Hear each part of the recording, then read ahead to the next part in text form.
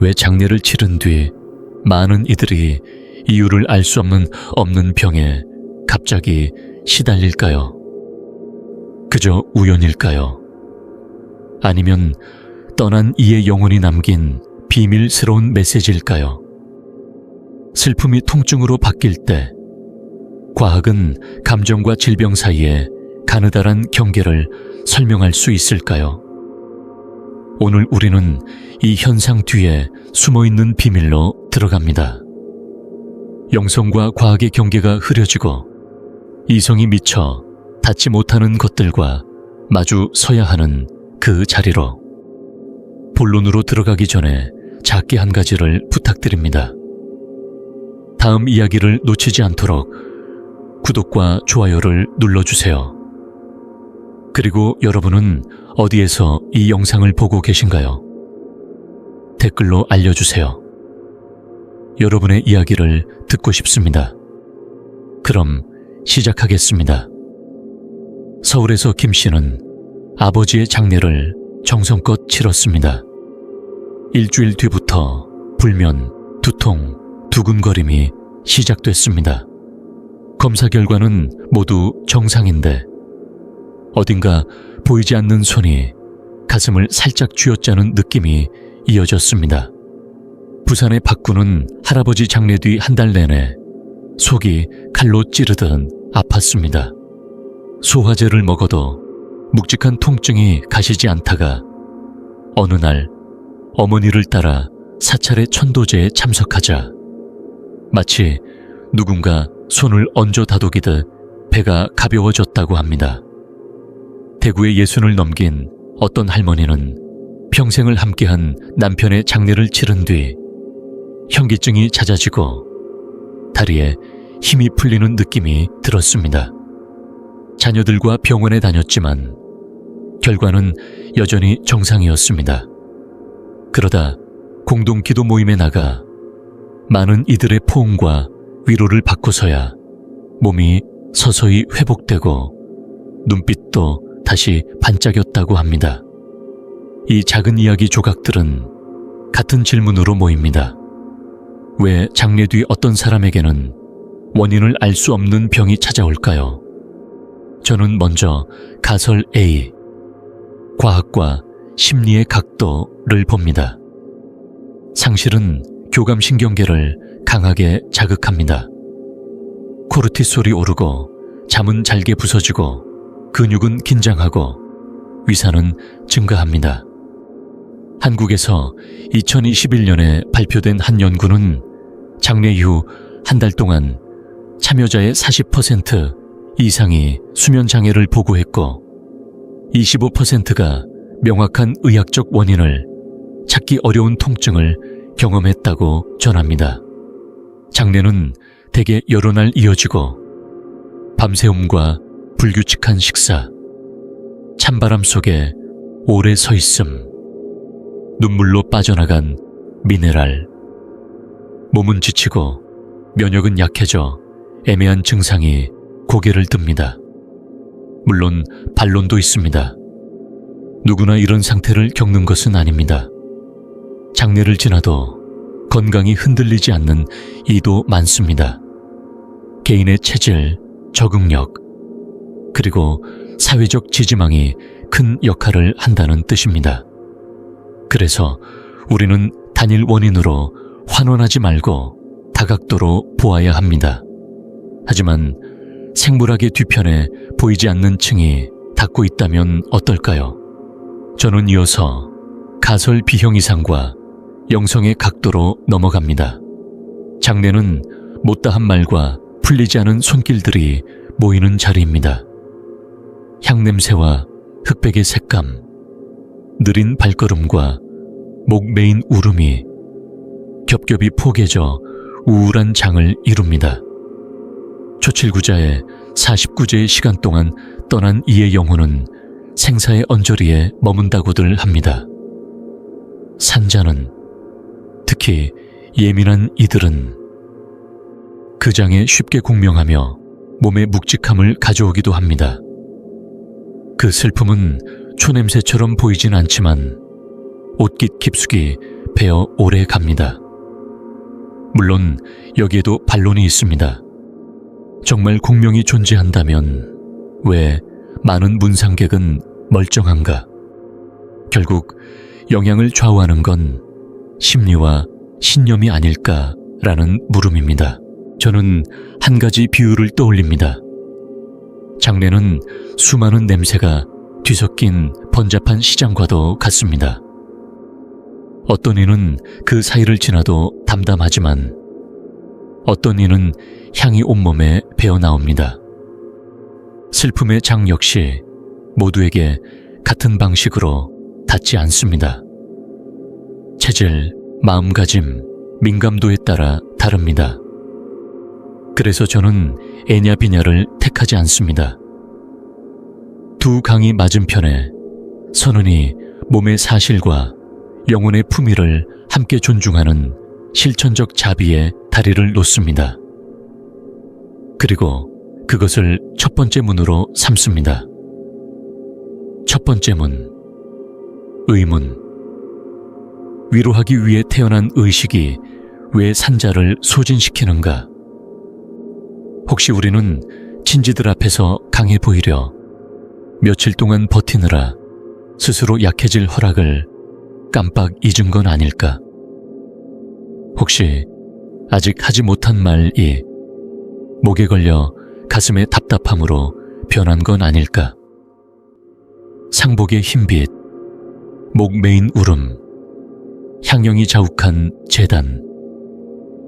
이 모든 장면은 아직 이름 붙이지 못한 기억을 불러냅니다.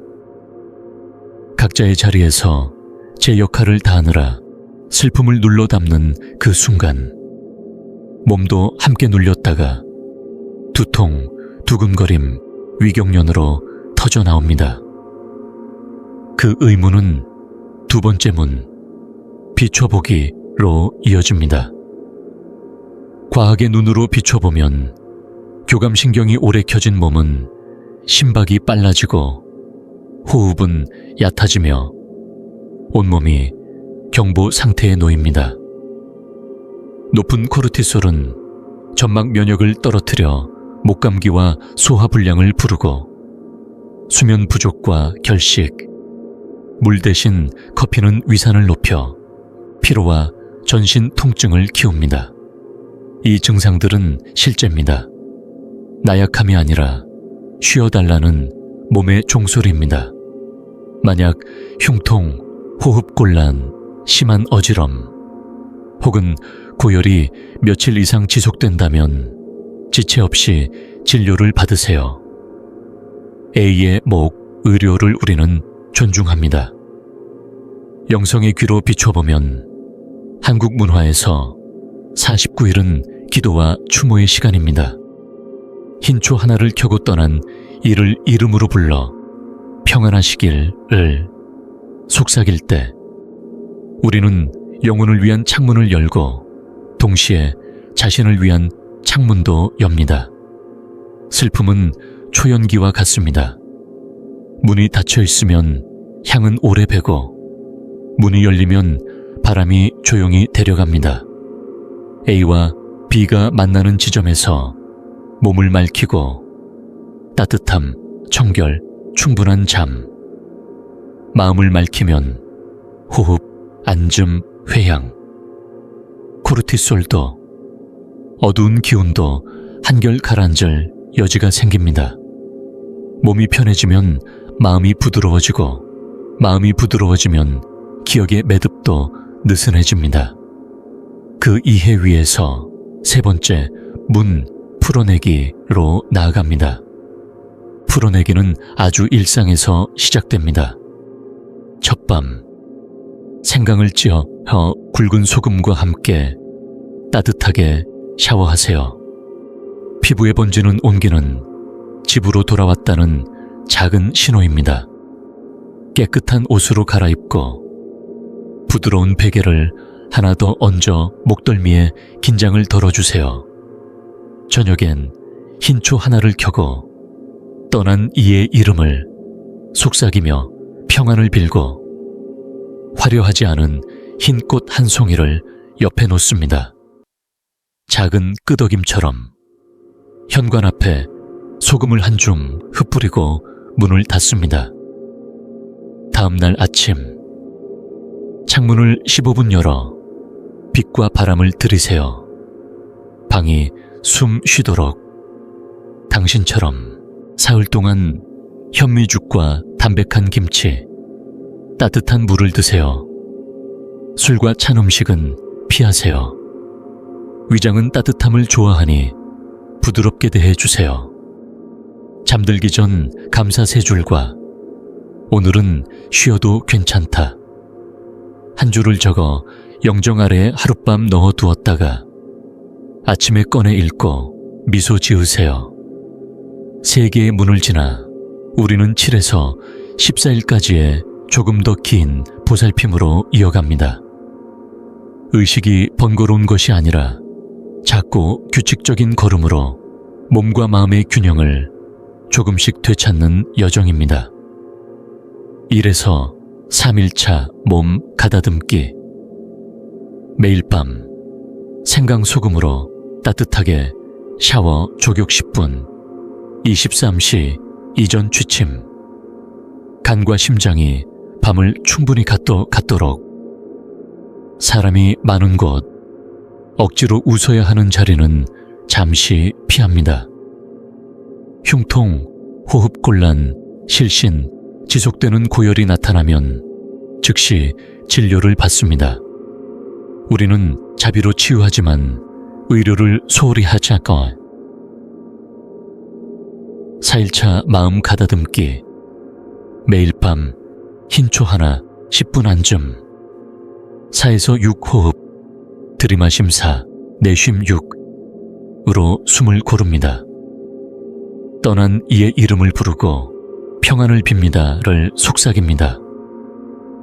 감사 세 줄을 적어 종이를 영정 아래에 하룻밤 두세요.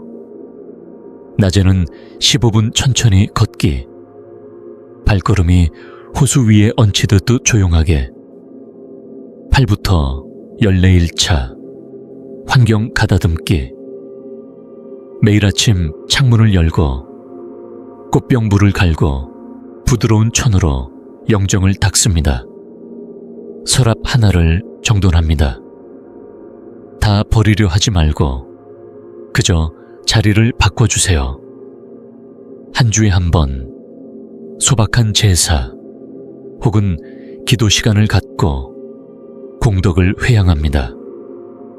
방을 닦는 일은 마음의 어두운 구석을 닦는 일이기도 합니다.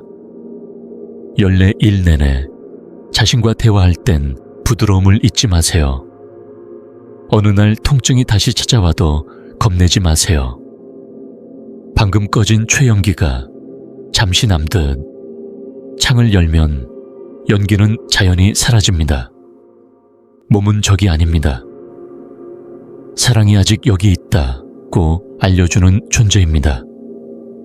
감사의 실로 기억의 매듭을 조금만 느슨히 하면 몸의 조임도 조금씩 풀립니다. 사람을 보내고 나면 우리는 머무는 법을 배웁니다. 머문다는 건 슬픔을 붙잡는 일이 아니라 우리 안의 여린 부분을 따뜻함, 깨끗함, 빛으로 돌보는 일입니다. 어떤 날은 무너지는 것 같지만 사실은 신발끈을 다시 매려고 잠시 앉아 있는 것일 뿐. 조금 느려도 더 단단히 일어서기 위해 이 문장을 오늘 밤 당신과 함께 두세요. 죽음을 마주한 뒤에 삶은 다시 태어납니다. 부드럽게 숨을 들이쉬고 빗밤을 건너게 해주는 당신의 심장에 고맙다고 말해주세요. 이 이야기가 새로운 관점이나 작은 위로를 건넸다면 구독과 좋아요로 응원해주세요. 더 깊은 이야기를 이어갈 힘이 됩니다. 그리고 댓글로 나눠주세요. 장래 이후 몸이나 마음에서 스스로도 설명하기 어려웠던 경험이 있었나요? 당신의 이야기는 누군가에게 위로와 빛이 될 수 있습니다. 끝까지 함께 해주셔서 감사합니다. 다가오는 날들이 따뜻하고 가볍고 평안하기를 빕니다.